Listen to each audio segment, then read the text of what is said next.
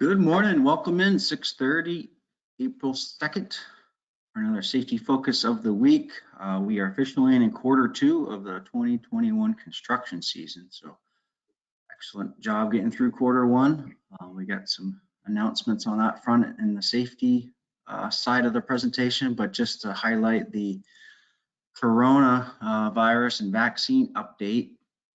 On Monday, 40-year-old and older can register and get a date on the calendar for their first dose, or if they choose the Johnson & Johnson, be one and done on Monday. So we're cranking through. I did see yesterday the percentage of vaccinated people in Vermont is 38%.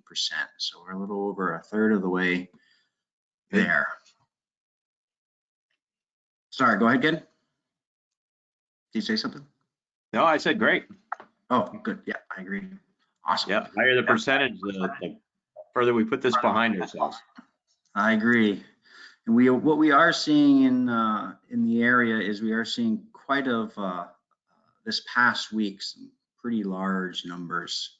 So that's what you're kind of seeing a little bit in the news. It's a little frightening a little bit when you're starting to see that 233 new cases a day, because it's not just that day, it's what's going to happen the next couple of days through those potential transmission to other people. So it's very important. We were at a 1.3% this time last week. Now we're bumped up to 2.1% positive 7-day average. And really what we're seeing here on this map, this is kind of calling it the heat index, is you're seeing a lot in Orleans County. As you can see there, it's 6.3% positive rate, 7.1. Here in Chittenden County is actually a 2%, so it's pretty good. And what we're seeing again is in Rutland County. So it's really these three counties that are kind of our biggest issues currently with a spread kind of clusters that are happening. So again, just continue to follow best practice. It's very important that we just continue with our communication to prevent the spread. If you have any issues in your household, contact health and safety right away, so we can make up a good plan. How do we want to navigate the scenario or the situation that we're currently being faced with, so we can make the best decision for you and also the company at the same time. Again, contact health and safety if you have any questions. So that's it on coronavirus, and we're going to get into the safety part. This week's code of conduct is to promote the code. Again, just we're a team. Let's act like one. Let's work together for a common goal to have a successful 2021 construction year. So what we did is we went through quarter one without a recordable injury. So excellent job, a little pat on the back. But now is when we're really going to start picking things up. We brought about 16 or 17 employees back from layoff this week. So our exposures are going to start ramping up with the more hours we work a day and the more projects that we're on. We're starting a lot of road works. We got a lot of struck by hazards. So there's a lot of things that we need to focus on each and every day. So let's keep up the good work and continue our good track record. So this week's topic that we chose is April is normally when we really start firing up a lot of projects. And one of the first things before really a project happens or occurs is we call it dig safe in, and we try to get all the known utilities in our excavation on our projects located, so we can make sure that we're doing our part to not striking a utility to have an outage, especially how important communications lines is with everybody kind of working remotely or doing way more than we've ever done on broadband. So very important that we respect the property of others, to really follow the best practices with not striking underground utilities. So for us, the most important thing is just always remembering the tolerance zone.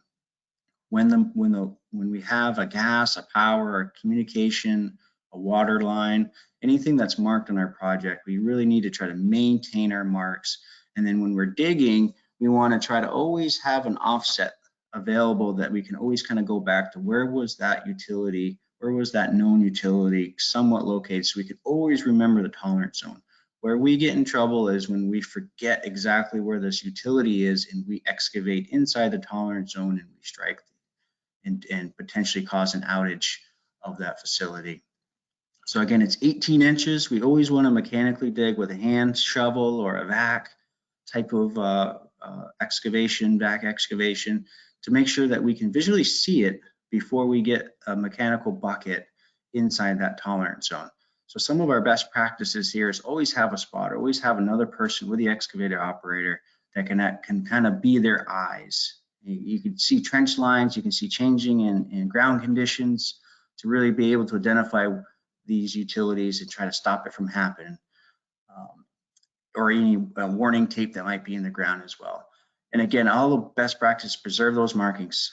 Have all the color coded paint in your job trailer. Have grade stakes on so you can just kind of set offsets, so you can always kind of go back to that marking, so you know exactly where it is. Again, if you have problems, health and safety does have locating capabilities. Call us, we can come back. I'm also trying to get more locators available to lean out to sites that are doing a lot of utility upgrade type of work, where this might be an issue, especially if a long transit run of pipe is being installed. So do not assume that utility runs straight or is center on the marks. Again, they do have a tolerance of their utility companies. USIC does have roughly 3 feet with their markings is kind of their tolerance, and they're not, those marks aren't always perfect. So again, we just need to try to maintain and do our due diligence to try to locate those before we intersect them or we excavate near them.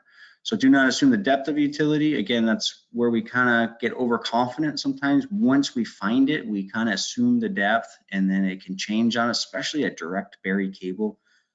In 2020, we had a couple utilities where we did everything right, but then we were just kind of following it and chasing it on our trench line, and then suddenly it rose in depth, and we got it with that. When we curl our buckets close to the excavator, that's when we got it. So let's try to do our part to always maintain that tolerance zone, or just give a little, stay a little bit further away than you might normally do, just because with those direct bury cables, we do not really get a second chance. So try to remember that, to hand dig as close as we can to those utilities.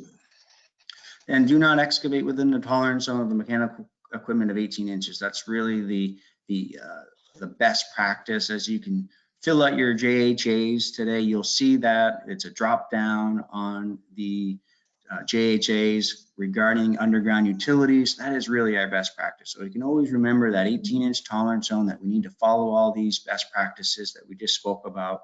We can hopefully go the construction season without an underground damage report. But if it does happen, if something isn't marked, we do have a damage. I want everybody to please, again, especially if it's gas, to stop, call 911, get the fire first responders there, get the gas company going right away, and follow those best practices. Same thing with a power line.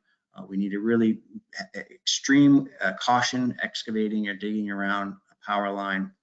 And then also with a communication line, it's very good that we stop, make the calls, call health and safety, take a bunch of pictures so we can get it fixed right away in a good timely fashion. And then health and safety will be here for the rest of the reporting and figuring out what we have to do down the road. So with that said, I'm going to pass it over to Ken for the rest of our presentation. Again, if there's any questions or concerns on this, please call health and safety. We're here for your guidance on this. Okay, Matt, great thing to focus on. So let's see, I'm gonna show my screen. Yep, I just found you. Okay. There you go. You should have controls. Show my screen. Yep. Okay, do you see the email of the week? We do. Okay.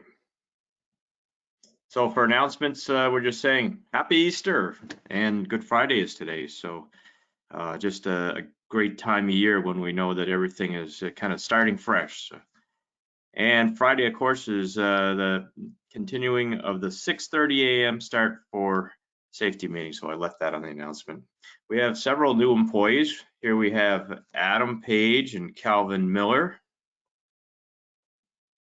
Matt Godzik and Chris Klein, and Lee Brown. So welcome to ECI for all these guys, and certainly make sure you introduce yourself and make them feel comfortable here, and get them to understand the culture of the company. So let's good luck to everybody starting, and we look forward to meeting you and getting the summer going here, the spring going. For weather outlook, we had for April Fool's Day, we had more snow on April 1st and the entire month of March. Ridiculous, but it happened. And today we're looking at high in the 30s and cold again tonight until it starts to come back to more spring-like weather. We got the COVID policies. And then for this week, we are highlighting the bridge deck repairs at bridge number 33 on Route 15. That's in Johnson, Vermont. We're contracted with VTrans for bridge deck maintenance, repairs on bridge number 33. That's on the west side of Johnson. Yeah, I think you'll recognize the location when we show the pictures below. It's a 40-foot wide by 255-foot long structure. It's a 2-span continuous curved girder bridge over the Lamoille River. The bridge was constructed in 1987 and experienced significant deterioration along the edges and the curbing. Deterioration of concrete deck below the asphalt wear surface was actually less than they expected. Traffic control involved temporary signal system. There was torch applied sheet membrane to be installed by over the entire deck with super paved asphalt for a final surface. Subcontractors will install the sheet membrane, asphalted plug joint, and line striping.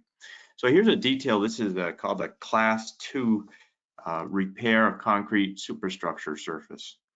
And what it is, we peel the asphalt off, and if there's a spall area, you cut into the spall area around the perimeter of the spall area, saw cut, and then the idea is to saw cut a minimum of 1 inch below the bottom of the rebar, and you chip away the concrete. Hopefully you're down to sound concrete. You'll know you're down to sound concrete when you start chipping away.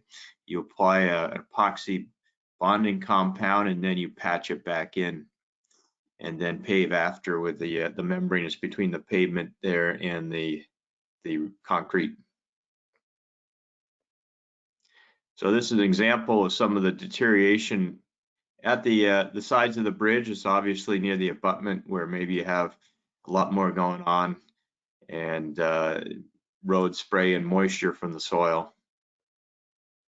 So this is the location I was talking about. I think that's called Waterville Road there, because that shoots over to Waterville, over the Lamoille River just ahead on the river, and then that big barn where the used to be Coleman Gravel. I think they call it MSI or something like that now. I kept thinking of the west side or the east side, but it's the west side of Johnson. There's a picture of the river below, Lamoille River. And the first step, of course, is to mill the surface off, the existing surface off, which we did here a couple weeks ago with a, looks like the 4-foot mill and the trimmer mill. And then the next step is to cut and chip, expose the rebar like the detail shows, and then patch it back in. There's some of the patch there. And then paving will happen later in the paving season, which starts here in a couple weeks. So from the photo archives, I have a picture of paving on the Route 2 bridge approaches. This is in East Montpelier. It was a Winterset project. Winterset did the bridge reconstruction, and we paved for them. So there we are, back already been 12 years, going on 12 years ago, or 11 and a half years ago at this point. So it's amazing how time flies. So that's what I got. I'll turn it back over to Matt. Have a happy Easter, and have a safe day and a safe weekend and a safe coming week. And remember to think about those dig safe and excavating around utility procedures. And if you do hit a line of any kind, just let the safety department know right away. Or if it's an emergency like gas, call 911 first. So Matt, I'll catch up with you later. Thanks, Ken. Happy Easter to you. Yep. And thank you everyone for joining 47, 40, I think we had about 50. So if you did watch it with anybody, please let us know, send me a text, call, email, just so we can get good documentation of all of our employees that are participating in our meetings. So have a good day, everybody. Stay safe.